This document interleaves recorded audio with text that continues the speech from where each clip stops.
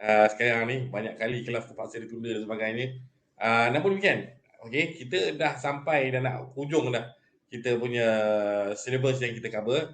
Ada 6 area yang kita cover. Okey, kita dah pun sampai 4 tu kita dah habiskan, which is the last yang kita tinggalkan ialah bahagian teknologi dalam alam kontainer tu. So, banyak kita discuss pasal yang the last class. Walaupun kita tak buat secara ada yang kita buat live, ada yang saya tinggalkan nota dalam dalam apa flip grade, you all kena jawab dan sebagainya. Tetapi isunya masih jelas. Seperti yang saya katakan sebelum ni, kontainer ni so far kita tak nampak dia lagi berubah bentuk. Masih lagi 4 segi tu juga. Masih lagi tidak ada penambahan apa-apa sangat. Masih lagi seperti mana sedianya. Okey. Cuma kita dah lihat dari segi perkembangan ni, dari segi kapal, kapal dah makin besar. Okey, dah boleh jadi bilangan yang boleh dibawa kontainer tu jauh lebih banyak. Kita lihat dari teknologi untuk pengurusan kontainer tersebut, pelabuhan telah mula menjadi autonomous. Okey, yang mana pelabuhan boleh beroperasi 24 jam tanpa perlu risau gangguan cuaca dan sebagainya ataupun kemungkinan berlaku kecederaan pada manusia. Okey, kita dah lihat. Jadi ini semua perkembangan yang baru dalam industri kontainer itu sendiri. Dan even dalam lori untuk mengangkut kontainer tersebut pun dah pun berubah, ada yang dah autonomous. Okey. Cuma yang tak berubah tu saya kata tadi, masih kontainer tu masih tak berubah. Apa dia punya kemungkinan-kemungkinan yang akan datang ni, kita akan mungkin lihat kontainer ni akan berubah bentuk, tetap tidak seperti mana yang kita ada sekarang. So dulu pernah ada orang yang discuss kata mungkin ada helikopter ke, atau mungkin akan ada roda dia boleh attach kat situ, mungkin ada some sort of motorized container yang boleh berjalan sendiri, boleh hantar terus ke destinasi tanpa perlunya adanya sebarang prime mover nak tarik sebagainya. So dari segi kelengkapan untuk alatan nak mengangkat, nak menguruskan kontainer ni dah semakin kurang. Okey, dah tak perlu lagi dah ada lori kontainer. Jadi kita lihat kontainer, cuma sekarang ni kita lihat dari segi bentuk-bentuk kontainer tu dah mula bertambah-tambah. Dari segi maknanya dari segi the simple box yang ada, dah ada curtain side, dah ada open top, ada yang flat rack, ada yang half container, container yang suku saiz dia, maknanya bahagian bawah aja, yang belah atas tak ada. Okey, setengah aja saiznya. Dan ada juga container yang bersaiz jauh lebih panjang daripada biasa, which is high cube container. Okey, container yang dikhususkan untuk dingin beku. You have refill containers. Okey. Dan yang sesuatu yang kita lihat dalam bar era ini, sekitar dalam area dalam late 90s, early 2000 dulu, kemasukan kontainer ISO tankers. Okey. Jadi ini pertama kali mereka menggunakan kaedah box-like untuk pengantaran kargo-kargo yang bersifat liquid ataupun gas. Okey. So ini satu langkah yang pertama yang mereka telah laksanakan. So itu secara asasnya kita cerita tentang teknologi. Okey. So topik yang kita nak masuk pada hari ini, kita nak cerita tentang dia punya material handling. Okey, material handling. Jadi kita dah tahu secara amnya kita ada key crane. Okey, kita ada key crane. Kalau dekat pelabuhan tu kita dah ada key crane. Kita akan ada dekat pelabuhan tu ada prime mover yang akan tarik dengan trailer je sekali. Okey. Dan di pelabuhan itu juga akan ada sesuatu yang dipanggil RTG, rubber tie gantry. Okey. Ataupun dalam keadaan tertentu ada setengah pelabuhan yang menggunakan sistem straddle carrier. Okey, straddle carrier. So, ini untuk pergerakan untuk kontainer-kontainer yang berisi. Okey. Kontainer yang berisi, laden containers. Okey. Istilahnya laden, LADEN. Okey. So, laden containers bergeraknya menggunakan kaedah mesin-mesin yang saya sebut tadi. Namun demikian, kalau kontainer yang kosong, dia ada reach stacker. Okey, dia ada reach stacker. Okey, reach stacker ni maknanya kontainer-kontainer kosong tu ada satu yang mesinnya yang perumpamaannya macam rear stacker atau kita panggil spreader. Okay. Okay. What it does is that dia akan ada seperti mana forklift, tetapi dia ada boom yang agak panjang. Okay. Dia punya tangan itu agak panjang dan dia ada all four sides sisi untuk twist lock bahagian atas kontainer. So dia akan angkat kontainer itu dan susun dia mengikut tempat yang diperlukan. Okay. So ini secara okay, asas material handling. Okay. So yang pertama kita akan cuba lihat balik pada nota. Off video dulu. Okay, kita akan cuba share nota kita hari ni, which is yang mana satu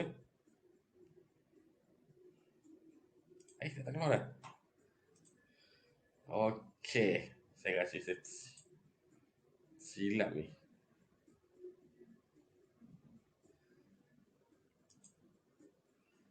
Okay, so kita akan lihat pada dari segi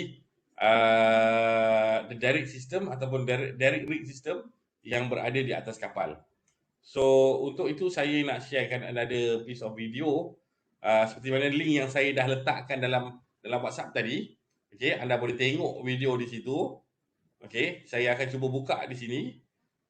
Bagi yang mana yang tak boleh nak buka di nanti gambar tak pelok dan sebagainya, sila buka sendiri di dalam YouTube masing-masing. Okay, tengok. Dan kita akan balik semula dalam masa lebih kurang 6-10 minit kot.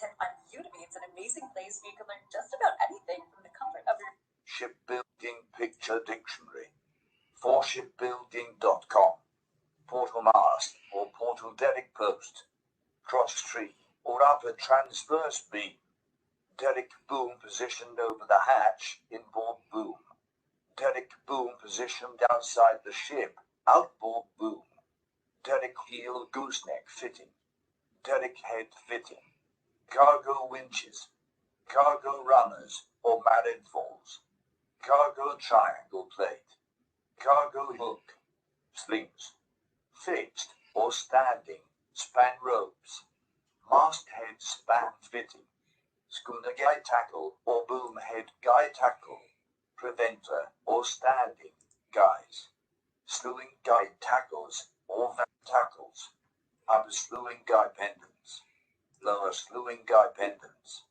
billy or horn cleat, anchor plates, portal mast or portal derrick post, cross tree or upper transverse beam, masthead cargo lead block bearing bracket, masthead span bearing bracket, masthead span lead block bearing bracket, king post, heavy derrick boom, derrick head span fitting, derrick head cargo fitting, derrick heel fitting, gooseneck trunnion, cargo winch, cargo runner or cargo rope, or hoisting rope, lifting rope, or cargo fall, masthead cargo lead block, cargo lead block trunnion, derrick head built-in sheath, shackles, upper cargo, purchase block, or derrick head cargo, purchase block, lower cargo block, or lower cargo purchase block, becket, ramshorn hook, cargo tackle, span winches, used also for slewing motions, span ropes, masthead span lead block trunnion, derrick head span purchase block or lower span purchase block, span triangle plate, swivel, span block trunnion, double connecting fork, masthead span purchase block or upper span purchase block, span / slewing tackles. $7. You can... Okay. Baru ni yang kita tunjukkan tadi ialah berkaitan dengan bahagian-bahagian di atas derrick apa dia punya nama-nama bahagian-bahagian dia. So itu satu pengenalan saja. Saya tahu you all tak dapat nak tangkap hal itu semuanya. Okay, saya ada video yang lain tetapi saya agak panjang saya nak tinggalkan di sini. Tapi just for a brief view je lah, kita cuba tengok je filem yang lama. Antik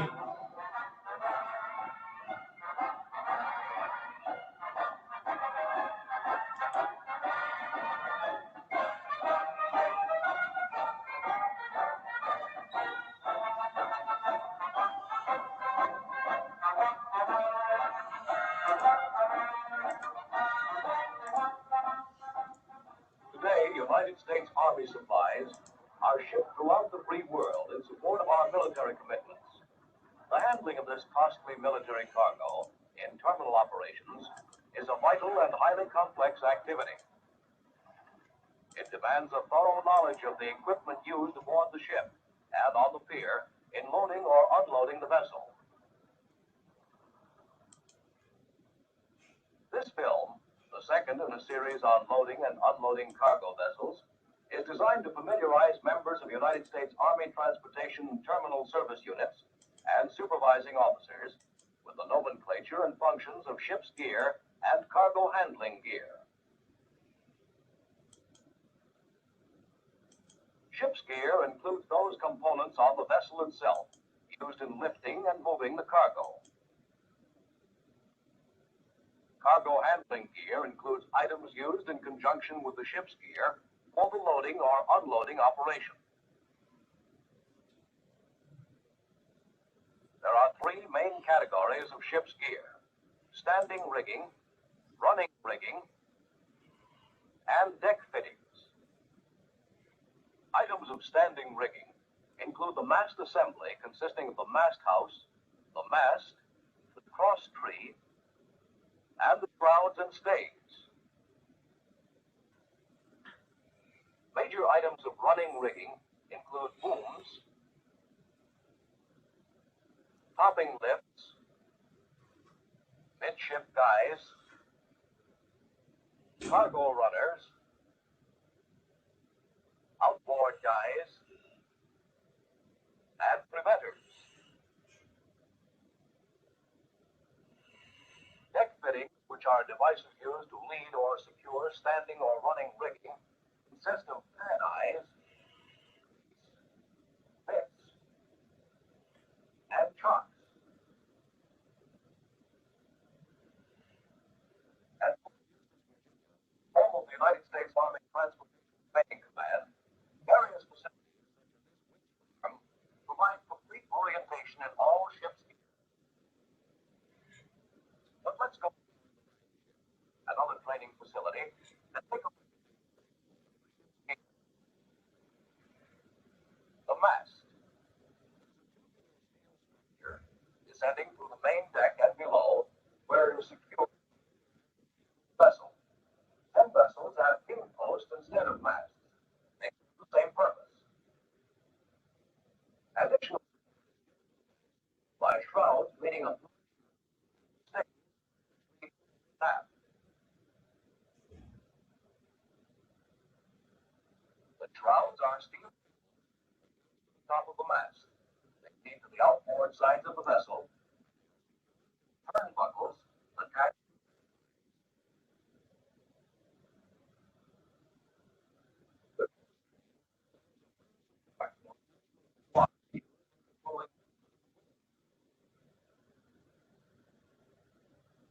surrounding the foot of the mast by the various deck fittings. Principal function: support the cargo booms, which are attached to goosenecks or both horizontal and vertical movement. The safe working load is indicated on the heel of each boom. Secured at the head of the boom, the topping lift raises or lowers the boom as required for vertical position.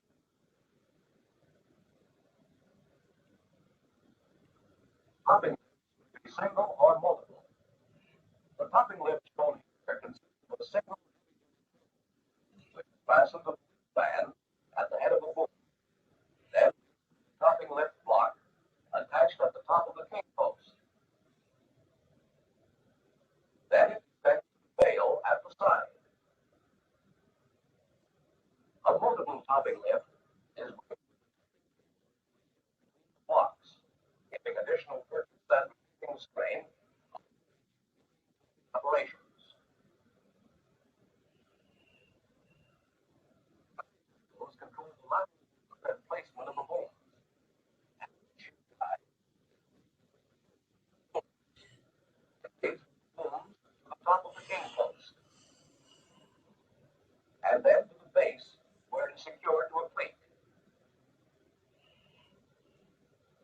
The inboard guide, so-called because it leads from the head of the boom inboard, eliminates the necessity for an amidship guide.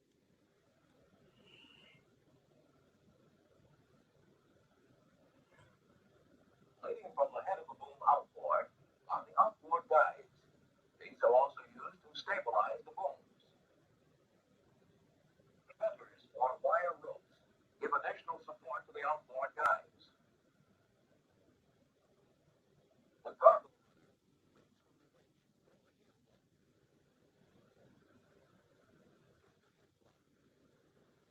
and joined at the cargo hook to control the vertical movement of cargo. Its two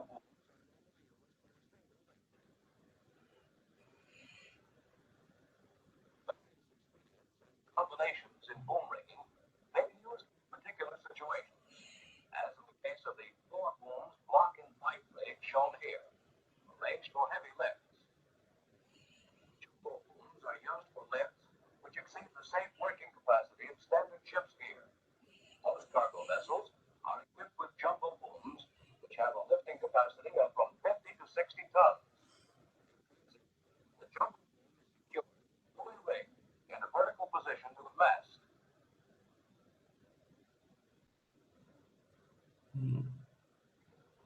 The jumbo boom requires 4 sources of power for its operation, as all vertical and lateral positioning of the boom is done under power.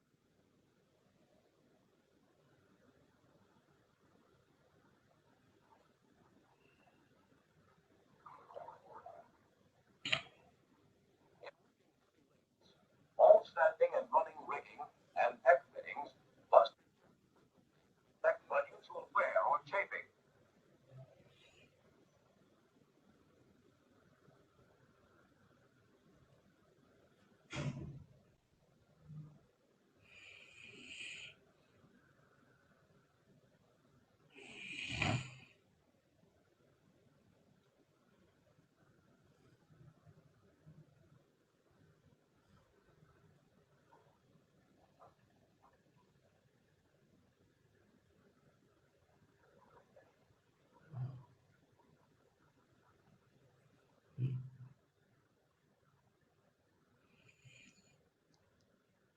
This is the Eagle rig, an innovation in boom rigging that provides great flexibility in positioning the boom. The placement of the various blocks is a contributing factor to this flexibility. The barrel rig is another innovation in boom rigging.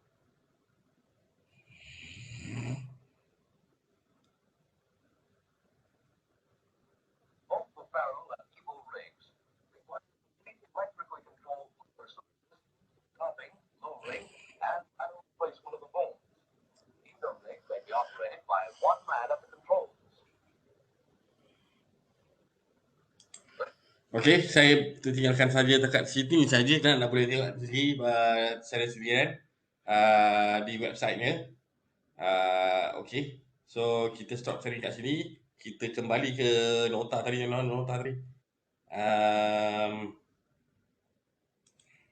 Nota kita tadi kat mana eh?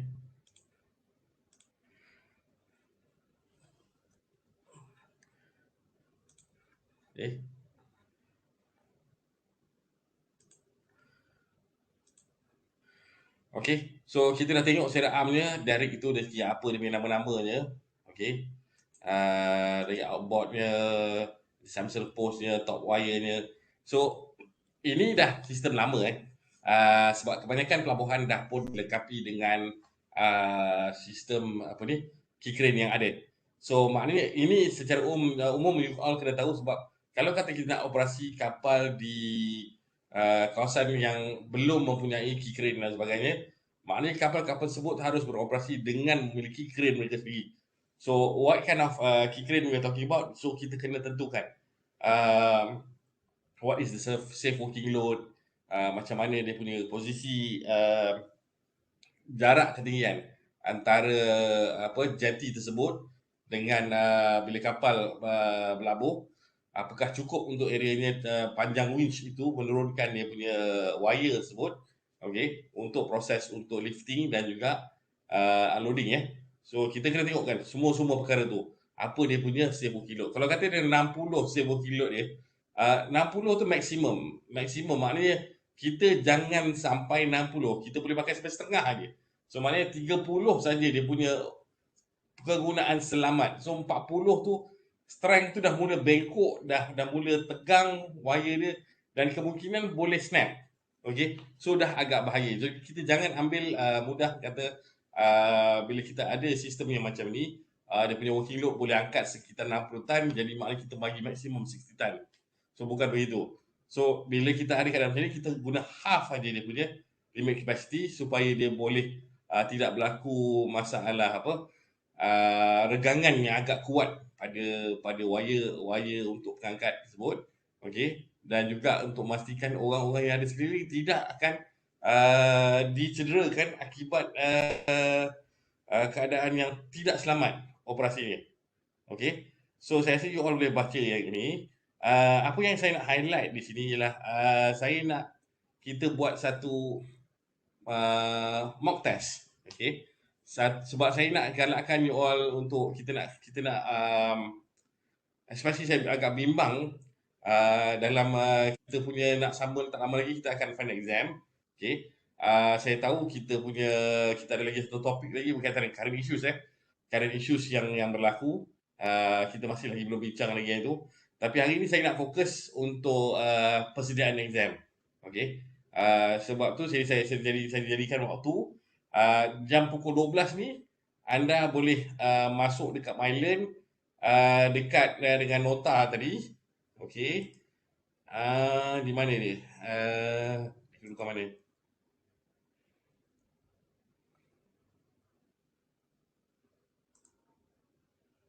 Cuba kita perhatikan dia berada di kat mana ya.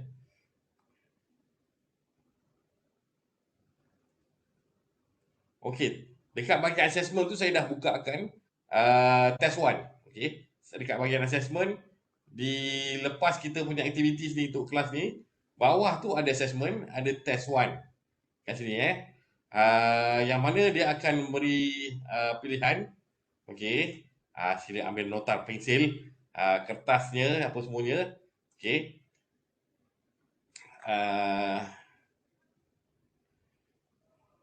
Okey, apa yang perlu dijawab? Okey. Kita ambil contoh kat sini soalan pertama tentang choose only two pairs of dua pasangan. Ini berkaitan dengan chapter yang awal chapter yang awal. Kita nak tengok anda boleh mampu menjawab ataupun tidak dari segi. Now, soalan-soalan macam ini kalau kita ada soalan pasangan, dia merupakan soalan istilah. Okey. Seperti mana yang saya letakkan dalam glossary, okey. Anda kena jawab lebih kurang macam tu. Maknanya kena ada definisi dia secara mudah, apa definisinya, apa kegunaannya, bagaimana keadaannya. Kalau perlu diagram, kena lukis diagram. Kalau tak ada diagram, maknanya bagikan contoh dia macam mana. Okey, untuk kedua-dua bahagian. Okey, so maknanya ada satu bahagian markah untuk bahagian yang depan tu dan ada satu lagi markah untuk yang bahagian belakang ni. Okey, so jangan gabungkan dengan hanya memberikan apakah persamaan dan perbezaannya je. Okey, kurang markah kat situ. So kita kena sebut satu-satu. Okey, apa dia yang ini, apa dia yang ini. Sebab kalau soalan tak minta kita, kalau dia kata macam soalan ini dia sebut tentang comparison. Okey, bandingkan. So kita sebut apa tu general purpose container, apa itu flat rack, keadaan dia macam mana, kita sebut dia tu. Okey, kemudian dia minta kat situ identify, make comparison, bezakan. Okey, so kita bagi beza ni dari segi sifat bentuk dia, dari segi jenis kargo yang dibawa. Okey, itu yang perlu diutamakan. Okey, kemudian dia kata identify the advantages of each of the units. So 1 atau 2 poin saja kat situ. 1 atau 2 poin untuk setiap satu. Maknanya 2 poin untuk general purpose container, 2 poin lagi untuk flat rack container. Okey, apakah kelebihan dia berbanding yang lain? Okey, so kalau kita ambil contoh tentang kita ambil sebagai flat rack itu sebagai kita punya advantage dia, kelebihan dia bahan-bahan yang bersifat out of gauge yang tak boleh muat dalam standard fitting sebuah container biasa boleh diangkat menggunakan flat rack. Okey, ataupun mempunyai out of gauge dari segi tinggi dan sebagainya, bahan-bahan yang mungkin tidak perlukan banyak protection, okey, boleh juga digunakan untuk mengangkat guna fly rack ni. So kita tengok balik nota kita macam mana. Okey, so sebagai persediaan anda. Okey, so soalan yang kedua, give advice to your customer on the physical movement of container from port to arrival to his premises. Okey, so soalan ini dia tentang minta kita bagi nasihat, okey, pada customer kita tentang physical movement, pergerakan daripada kilang dia sampailah ke soalan ni tanya tentang from port arrival to his premise. Maknanya dari kapal tu offload sampailah dia bawa kat atas lori, sampailah kita sampai ke kilang kita. Okey, jadi apa advice yang kita sediakan? Okey, maknanya apa aktiviti yang berlangsung dekat apa yang aktiviti berlangsung kat pelabuhan, apa yang berlaku selepas keluar daripada pelabuhan, okey, dan apa juga akan berlaku apabila sampai dekat premises perniagaan. Okey, so ada 3 bahagian kat situ. Okey, so soalan ini dia ada dia punya bahagian-bahagian dia. Dia kata what are the challenges that may cause delay in the arrival of the container vessel. Okey, container arrival. Okey, dia minta tanyakan juga apakah cabaran yang mungkin menyebabkan berlakunya kelewatan dari segi untuk menerima kargo tersebut. Apa yang punca-punca keadaannya. So kita kena identify lah. Kapal mungkin lambat ke, tak dapat masuk, ataupun koordinasi di antara forwarding agent dengan syarikat haulier tu tidak begitu baik, menyebabkan kontainer lambat dia lambat pick up. Okey, so ada faktor-faktor dia, kita cerita.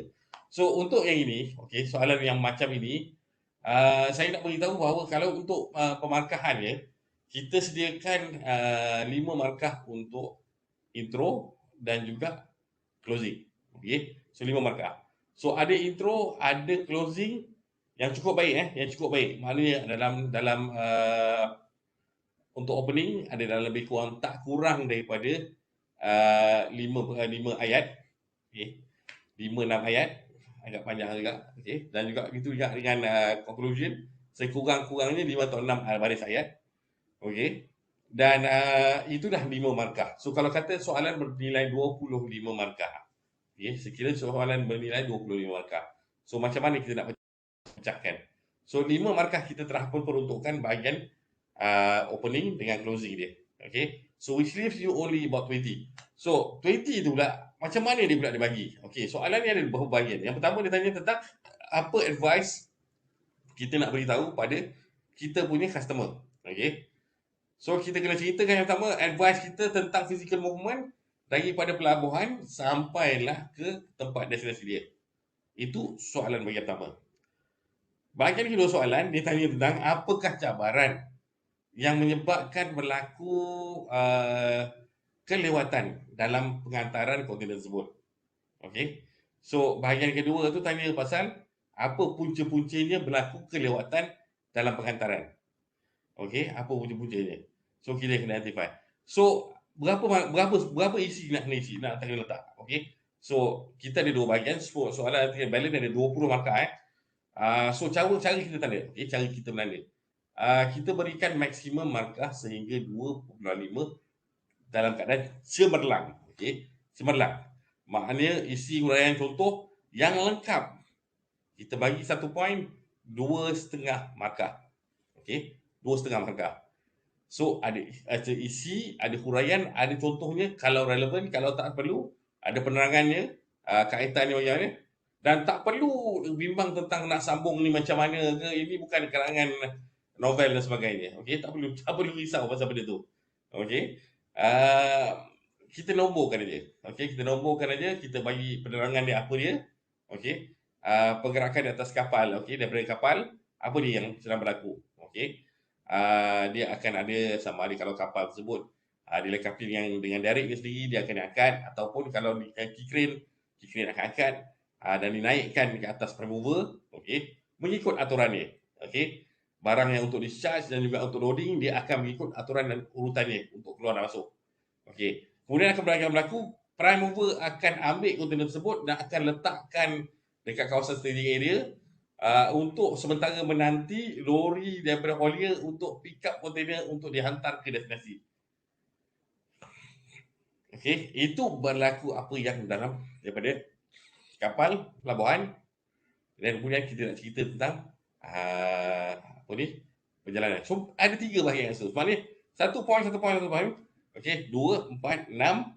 Okey, tambahan lagi kalau tambahan dari kita cukupkan jadi untuk cukup 10 markah. Okey, 10 markah maknanya dia bagi 2 lah. So dia 10 markah untuk bahagian yang pertama, 10 markah lagi untuk bahagian yang kedua, menceritakan tentang challenges. Okey, so macam itu cara kita baca soalan ni, macam mana cara scoring dia, macam mana cara pemarkahan dia. So saya bagi tips clue sekarang ni cara bagaimana saya sebagai pemeriksa melihat dan macam mana saya menanda tasawuf. Okey, itu yang saya lihat, dan ini yang masalah kadang-kadang kita lihat pelajar-pelajar kita, dia ada poin, dia bagi satu ringkasan jadi dia jawab kat atas tu. Okey, maknanya kalau soalan itu berlapis, dia tanya tentang, dia bagi statement, contoh kalau ada tak soalan.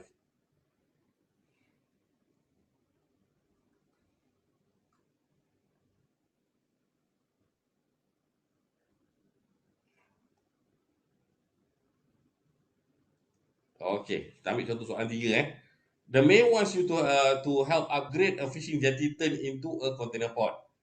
Identify equipment needed for this upgrade and explain to the mayor on the costing of upgrading the jetty into a port. Okay, into a container port. Jadi ini satu kertas cadangan kepada, maknanya ada format ke tidak, kita kena pastikan. Okay, so maknanya kita ada proposal kertas cadangan. Okay, so kertas cadangan dia ada dia punya tajuk dia. Okay, apa dia yang dia nak laksanakan. Okay, kita ada intro dia apa, dia punya background dia macam mana ke. Dan kita akan ceritakan senario semasa, apa yang akan berubah. Okay, kemudian kita akan cerita pasal costing dia, apa belanja untuk beli apa, ganti apa dan sebagainya. Kita akan sebutkan kenapa perlu pakai justifikasi bahagian pentingnya perubahan ini. Kita cerita last, konklusi dan sebagainya. Okay, itu yang sebut kalau maknanya kalau dalam bentuk proposal. Okay, so kalau soalan proposal bentuk ada sebut tentang bentuk proposal, maka markah heading dengan closing tadi tu kita alihkan dalam bentuk format. So kalau format awak betul, awak terima sebanyak 5 markah. Now saya bimbang kalau kata soalan itu meminta anda untuk membuat surat. Ini bahaya sikit. Okey, walaupun markah format itu ialah antara 0 hingga 5 markah, tetapi kalau dia tak berbentuk dalam bentuk surat, dia jadi benda lain, maka kosong jadi. Okey, itu bahaya di kat situ. Okey, kalau soalan minta dia boleh tulis surat, maknanya kena ikut format surat. Okey, ikut format surat. Jadi ikut soal format surat, ada dia punya alamat, dia punya apa penerima, ada dia punya line. Yalah macam surat rasmi kan, apa dia punya ni macam mana. Okey, kemudian ada tajuk dia, apa kita nak cerita, okey, apa yang perkara yang nak disebut. Okey, sampailah akhir. Now, walaupun surat kiriman resmi untuk kita belajar dulu zaman-zaman sekolah dulu, pernah diajar pada anda, you have to be brief. You have to be very precise apa yang kita nak cakap. Namun demikian, kita perlu detail juga apa yang kita nak ucapkan dalam surat tu. Apa sebenarnya maksud kita. What are our intentions? Okay, so dalam surat tu kena jelaskan apa yang kita nak. Kalau soalan bertanyakan tentang mohon bantuan, jadi kita kena sebut pasal mohon bantuan. Kalau kita cerita pasal satu komplain, so maknanya kita kena buat dalam bentuk satu formal komplain. Okay, satu formal form of complaint. Kalau kita diajak untuk buat satu ucap utama, okay, apa yang perlu ada dalam ucap utama dalam sebuah majlis, apa dia salutation, kepada siapa dan sebagainya, pendengar dan sebagainya, kena ada semua tu. Okey, so dari segi penulisan saya rasa saya bimbangnya ialah cara penulisan you all. Banyak di kalangan you all ni dah bersedia tulis sekadar isi saja. Okey, isi saja, tidak menceritakan lebih lanjut tentang penjelasannya, tak ada. Okey, jadi olahan tu tak ada. So markah untuk kat situ kita boleh beri maksimum 1. Okey. Satu saja. Sebab you just bagi dia punya isi saja. Tak ada penerangan, tak ada apa. Kosong. Just satu isi je. Maknanya satu je. So kalau kat soalan itu ada 5 point, so ada 5. Dan kebanyakan pelajar saya berdepan bila exam, final exam, dia overzealous soalan yang pertama. Sebab dia tengok, oh ini tahu, ini tahu, ini tahu. Oh, okay. Dia tahu. Fine. Dia go overboard, dia jawab soalan satu, dia jawab dengan sebanyak-banyaknya. Saya nak ingatkan balik, soalan sama je markah dia, 25 markah untuk setiap soalan. Okey, setiap soalan bernilai 25 markah kalau kena jawab 4 soalan. Okey, 4 soalan jawab 4, maka you all kena pastikan agihan tu adalah sama rata. Okey. Jadi kalau you terlampau overzealous sangat, maknanya terlampau seronok sangat dengan soalan pertama, you all isi macam-macam, sampai boleh, okey lah, katalah it was that good, kita bagi dia 25 markah. Okay, really we say it's really that good, we give the whole 25 marks. What happens to question number 2? Okay, number 2, number 3, number 4. Okay, so number 2 ada momentum sikit, you all tulis idea banyak lagi, boleh bercintang. Soalan 3 tinggal setengah jam. Soalan 3 tinggal setengah jam. Soalan yang final tu, yang soalan yang kelima, dah tinggal 5 minit lagi. Okay, dah tinggal 5 minit lagi sebelum masa tamat. Okay, macam mana kita nak approach benda ni? Okay, so saya akan, kalau boleh, walaupun secara online, kita menulis dan sebagainya, ataupun kita type macam mana pun, kena pastikan yang mana kita beri tumpuan yang sama rata untuk semua soalan. Okay, tumpuan yang sama untuk semua soalan. Maknanya soalan terakhir tidak kita abaikan. Soalan seperti mana soalan pertama, kita beri pendekatan yang sangat-sangat penuh. Okay, so biar balance semua sekali, keempat-empat sekali. So tak naklah dua saja yang sangat kuat, which end up about, katalah anda begitu baik soalan pertama, soalan kedua not so good, you dapat dalam kata 15 markah. So 25 plus yang 15, banyak dapat.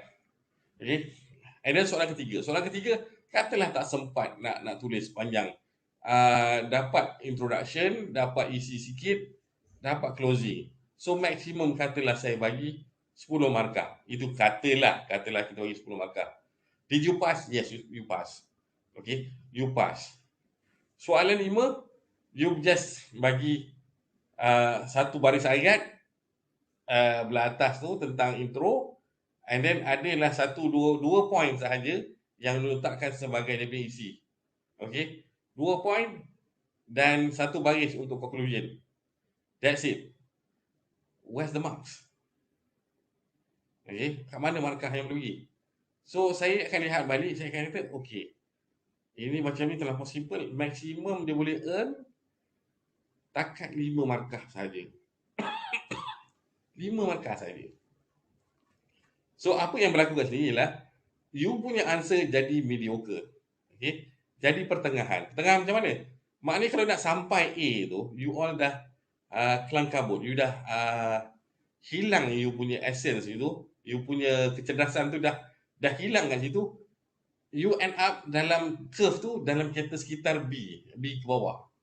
Sama ada B flat ataupun B minus. Okay, bukan berada di kedudukan A. Dah turun ke bawah dah. Dah turun ke B ataupun B minus. Kenapa saya kata B yang beratas? Unless you plan your answer A, soalan 1, 2, 3 dan yang keempat masih ada lagi tetapi tak berapa mencukupi, bolehlah you land yourself dalam kategori yang B tadi, B flat ataupun B plus. Okay, but if you give equal emphasis, sama kekuatan dia untuk setiap soalan, now itu nampak kekuatan you all. Untuk soalan 1 boleh skor 20 sekurang-kurangnya 20 yang pertama, 20 yang kedua, 20 yang ketiga, 20 yang keempat, 60% dah kat situ. So 60% duduk kat mana? Okay, 60% dah langkau atas dah tu. Okay, dah langkau atas dah tu. Maknanya kalau dalam B, maknanya dalam kedudukan B plus tu A minus tu dah ada kat situ. So cuma perlukan tambahan kerja khusus. You punya attendance, you punya so saya anggap attendance satu, dan juga tugasan yang you hantar tu sekali attendance dan tugasan you hantar tu dianggap sekali. Okey, dia hantar sekali. Jadi kemudian yang ini yang selainnya test 1, test 2 dan assignment. Okey. Yang ini yang kita bawakan supaya yang 60% tadi tu kita convert jadi seketul full A. Okay, you akan land yourself somewhere dalam region of 84, 86, about that. Okay, so kalau betul-betul you punya tu kena right on the dot, you tahu betul 24, 23, 20, maknanya soalan dah hampir-hampir, maknanya you are under upper quartile. Okay, the upper quartile ni kedudukan maknanya dah scoring you somewhere around above 85%. Okay, katalah 100 tu you are dalam kedudukan 85% ke atas. So 85% ke atas you dah duduk dalam kategori 90 markah ke atas. Okay, dalam kategori 90 markah ke atas. Maknanya dalam kategori 92 ke 97 tu is about there. Okay, julat dia. Okay, 92 ke 97 about there you punya julat tu. Maknanya you are at the solid A punya position. Okay, so itu yang kita nakkan. So saya rasa banyak saya dah ceritakan. So sekarang ni saya nak bagi peluang pada anda, have a try. Okay, kita nak guide anda soalan ni sebagai soalan untuk kita praktis. Okay, untuk kita praktis sama-sama. Saya akan cuba bagi feedback pada anda based on this question, macam mana dia punya styling dia, macam mana, how can you get and score sebaik mungkin. Okay, so ada soalan yang ingin ditanya, boleh tanya kat sini. Ada yang tanya soalan? Sir, nak tanya. Soalan okey ke? Boleh follow ke? Sir, nak tanya. Ha? Nak tanya. Sir, yang untuk mock test ni kena jawab pair ke tadi? Sir cakap. Ada soalan pairing. Ada soalan pairing. Macam mana dah? Dah boleh buat? Macam mana? Soalan pairing, dia akan tanya tentang pilih pilih dua pasangan. Container general purpose lawan dengan container flat rack, container reefer lawan dengan open top, reefer dengan GP container. Kena pilih dua soalan dengan lah. ice tanker. Soalan pairing. Ada lagi?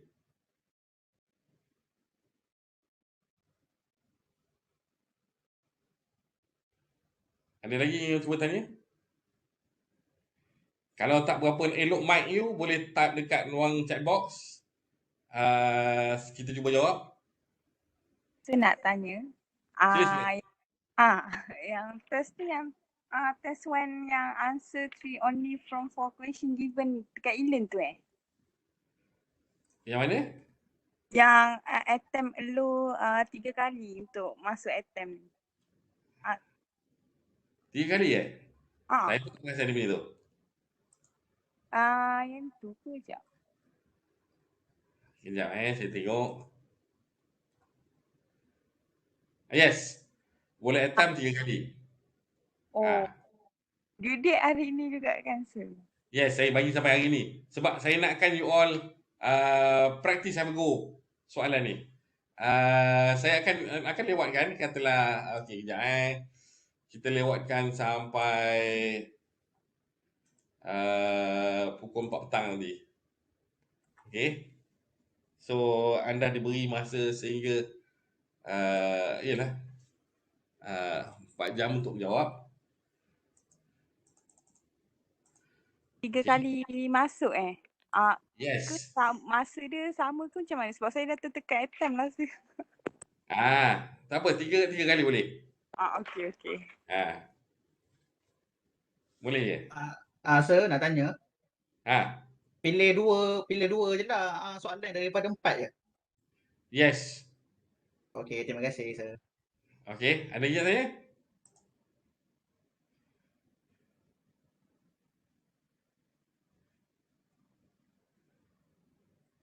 Okay. So kalau tak ada soalan, saya ucapkan selamat